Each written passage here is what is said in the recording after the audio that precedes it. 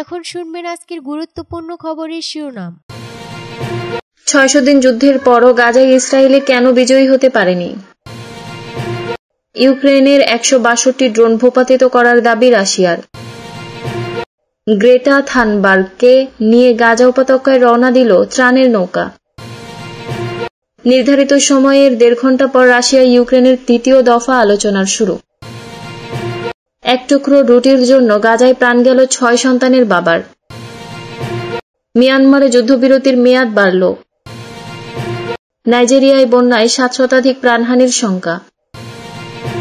600 দিন যুদ্ধের পরও গাজায় ইসরায়েলি কেন বিজয়ী হতে পারেনি? আমি ইসরায়েল সহ বিভিন্ন দেশের অনেক বিশ্লেষকের লেখা পড়ছি, যারা প্রশ্ন তুলেছেন এতদিন ধরে গাজায় নির্বিচার ব্যাপক বিমান ও স্থল হামলা চালানোর পরও কেন ইসরায়েল সফল হতে পারছে না। নেতানিয়াহুর নাৎসি সদৃশ জায়নবাদী সরকার যুদ্ধের যে 3 মূল্য নির্ধারণ করেছিল, সেগুলোর কোনোটি এখন অর্জিত হয়নি। যেসব প্রশ্ন এখন সবচেয়ে বেশি সামনে আসছে তা হলো, ইসরায়েল এখনো হামাসকে ধ্বংস করতে পারছে না কেন? এই অবস্থার কারণ কি?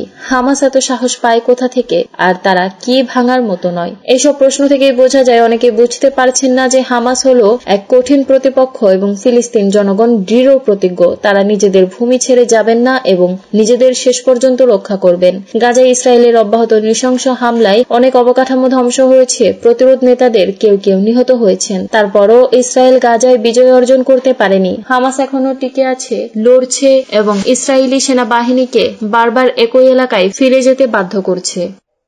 ইউক্রেনের 162 ড্রোন ভূপাতিত করার দাবি রাশিয়ার। সোমবার রাশিয়ার প্রতিরক্ষা মন্ত্রণালয় জানিয়েছে, রাতে ইউক্রেনের 162টি ড্রোন ভূপাতিত করা হয়েছে। তুরস্কে কিয়েভ এবং মস্কোর দ্বিতীয় দফা সরাসরি আলোচনা শুরু হওয়ার কয়েক ঘণ্টা আগে ইউক্রেনীয় ড্রোন ভূপাতিত করার ঘটনা ঘটে। মস্কো থেকে বার্তা সংস্থা এএফপি এ খবর জানায়। মন্ত্রণালয় এক বিবৃতিতে জানিয়েছে, বিমান প্রতিরক্ষা ব্যবস্থা গত রাতে ইউক্রেনের 162টি ড্রোন ধ্বংস করেছে। এতে বলা হয়েছে, বেশিরভাগ ড্রোন ইউক্রেন সীমান্তবর্তী অঞ্চলগুলো গুলি করে ভূপাতিত করা হয়েছে, যার মধ্যে 57টি কুর্স্ক অঞ্চলে এবং 31টি বেলগোরোড অঞ্চলে ধ্বংস করা হয়েছে। কিয়েভ বলছে, তারা রাশিয়ার গভীরে বিমান ঘাঁটিতে পার্ক করা কয়েক ডজন কৌশলগত বোমারু বিমানকে আঘাত করেছে। ইউক্রেনের এই হামলার একদিন পর রাশিয়া দাবি করেছে তারা 162টি ইউক্রেনীয় ড্রোন ধ্বংস করেছে। গ্রেটা থানবার্গকে নিয়ে গাজা উপত্যকায় রওনা দিল ত্রাণের নৌকা। বারবার ব্যর্থ অভিযান সত্ত্বেও গাজায় ইসরায়েলের অবরোধ ভাঙার এবং এই অঞ্চলে ত্রাণ পৌঁছে দেওয়ার আরেকটি প্রচেষ্টার অংশ হিসেবে অবরুদ্ধ ফিলিস্তিনি অঞ্চলটির উদ্দেশ্যে রওনা হয়েছেন জলবায়ু প্রচারক গ্রেটা থানবার্গ। ইতালির বন্দর থেকে ম্যাডলিন নামক নৌকায় তার সঙ্গে যাত্রা করেছেন আরও কয়েকজন মানবাধিকার কর্মী। এক বিবৃতিতে থুনবার্গ বলেছেন, বিশ্ব দর্শক হয়ে থাকতে পারে না। আমরা যে নীরবতা ও নিষ্ক্রিয়তা দেখতে পাচ্ছি তা মারাত্মক। 20 লাখ মানুষকে পরিকল্পিতভাবে অনাহারে রাখা হচ্ছে। এই পরিস্থিতিতে ফিলিস্তিনিদের স্বাধীনতার লড়াইয়ে সামিল হওয়া প্রতিটি মানুষের নৈতিক দায়িত্ব।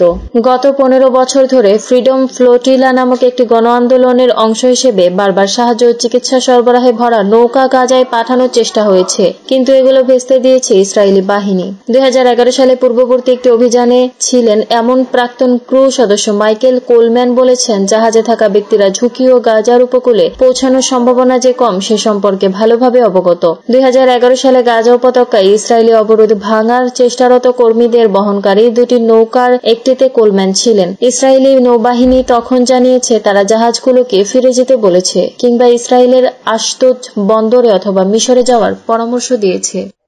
নির্ধারিত সময়ের 1.5 ঘণ্টা পর রাশিয়া ইউক্রেন দ্বিতীয় দফা আলোচনা শুরু। ইস্তাম্বুলে নির্ধারিত সময়ের 1.5 ঘণ্টারও বেশি সময় পর রাশিয়া ও ইউক্রেনের মধ্যে সরাসরি দ্বিতীয় দফা আলোচনা শুরু হয়েছে। সোমবার একটি সূত্রের বরাতে বার্তা সংস্থা তাস এ খবর জানিয়েছে। প্রতিবেদনে তাস জানিয়েছে, 3 বছরেরও বেশি সময় বিরতির পর রুশ প্রেসিডেন্ট ভ্লাদিমির পুতিনের উদ্যোগে 16 মে ইউক্রেনের সঙ্গে সরাসরি আলোচনায় পুনরায় শুরু হয়। পরবর্তী প্রথম বৈঠকটি প্রায় 2 ঘণ্টা স্থায়ী হয়েছিল। যুদ্ধবিরতির দিকে কাজ চালিয়ে যাওয়ার ইচ্ছা প্রকাশ করার পাশাপাশি পক্ষগুলো 1000 বন্দী বিনিময়ে সম্মত হয়েছিল। পরবর্তীতে এই চুক্তিটি পূরণ হয়। প্রথম দফার আলোচনার পর রাশিয়ান প্রতিনিধি দলের প্রধান ভ্লাদিমির মেডিনস্কি উল্লেখ করেন, রাশিয়ান পক্ষ ফলাফলে সন্তুষ্ট, মস্কো যোগাযোগ অব্যাহত রাখার জন্য প্রস্তুত। দ্বিতীয় বৈঠক নিয়ে আশা করা হচ্ছে পক্ষগুলো সংঘাত সমাধানের জন্য মস্কো এবং কিয়েভের পদ্ধতির বিশদ বিবরণ সহ স্মারকলিপি বিনিময় করবে। মেডিনস্কি জোর দিয়ে বলেন, রাশিয়ান আলোচকরা ভবিষ্যৎ যুদ্ধবিরতির সংক্রান্ত প্যাকেজ চুক্তির বিশদ আলোচনা শুরু করতে প্রস্তুত। এক টুকরো রুটির জন্য গাজায় প্রাণ গেল 6 সন্তানের বাবার। যুদ্ধবিধ্বস্ত গাজায় জীবন রক্ষাকারী এক টুকরো খাবার জোগাড় করাও এখন মরণপণ লড়াইয়ে পরিণত হয়েছে।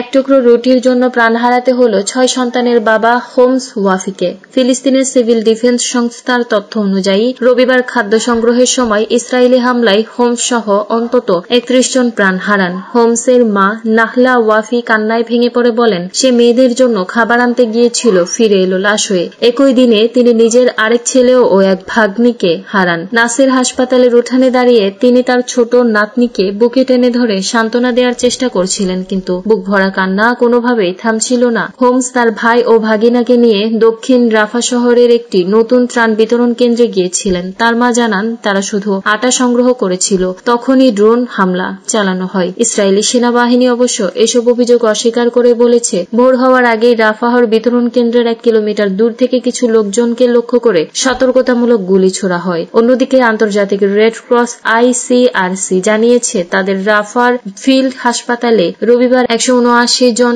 আহতকে আনা হয়, যাদের মধ্যে 21 জনকে আনার সময় মৃত ঘোষণা করা হয়। আহতদের সবার দাবি তারা ত্রাণ কেন্দ্রে যাওয়ার চেষ্টা করছিলেন। বেশিরভাগই গুলিবিদ্ধ অথবা বোমার ধ্বংসাবশেষ আহত হয়েছেন। হাউসমের কন্যারা কান্নাজড়িত কণ্ঠে বাবাকে জড়িয়ে ধরে বিদায় জানাচ্ছিল। কিছু সময় পর লাশ কবরস্থানে নেওয়া হলে উপস্থিত অনেকেই কান্নায় ভেঙে পড়েন।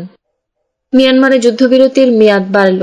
গত মার্চের শেষের দিকে ভয়াবহ ভূমিকম্পের পর সশস্ত্র রাজনৈতিক গোষ্ঠীগুলোর সাথে যে যুদ্ধবিরতি ঘোষণা করেছিল মিয়ানমারে ক্ষমতাসীন সামরিক সরকার, তার মেয়াদ আরও বাড়ানো হয়েছে। সরকারের নতুন ঘোষণা অনুযায়ী আগামী 30 জুন পর্যন্ত যুদ্ধবিরতি থাকবে মিয়ানমারে। পৃথক এক বিবৃতিতে জান্তার পক্ষ থেকে বলা হয়েছে, যুদ্ধবিরতির সময়ে যদি কোনো গোষ্ঠী বেসামরিক লোকজনের ক্ষতি হতে পারে এমন কর্মকাণ্ডে লিপ্ত হয়, সেক্ষেত্রে তার কঠোর জবাব দেবে সামরিক সরকার।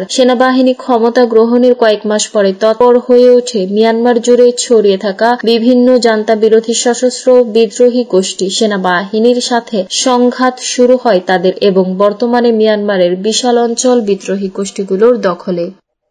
নাইজেরিয়ায় বন্যায় 7 শতাধিক প্রাণহানির শঙ্কা। পশ্চিম আফ্রিকার দেশ নাইজেরিয়ার মধ্যাঞ্চলীয় মোকোয়া শহরে ভয়াবহ বন্যা দেখা দিয়েছে। এতে এরই মধ্যে প্রাণহানির সংখ্যা 200 ছাড়িয়ে গেছে। তবে ওই শহরে 5 শতাধিক মানুষ নিখোঁজ থাকায় নিহতের সংখ্যা 700 ছাড়িয়ে যেতে পারে বলে আশঙ্কা করা হচ্ছে। নাইজার প্রদেশে মোকোয়া শহরের স্থানীয় কর্মকর্তা মুসা কিমবুকু বলেছেন, গত বৃহস্পতিবার আকস্মিক বন্যা দেখা দেওয়ার পর শত শত উদ্ধারকর্মী উদ্ধার তৎপরতা শুরু করেন। তবে বর্তমানে আর কাউকে জীবিত উদ্ধারের সম্ভাবনা না থাকায় উদ্ধার অভিযান বন্ধ করে দেয়া হয়েছে।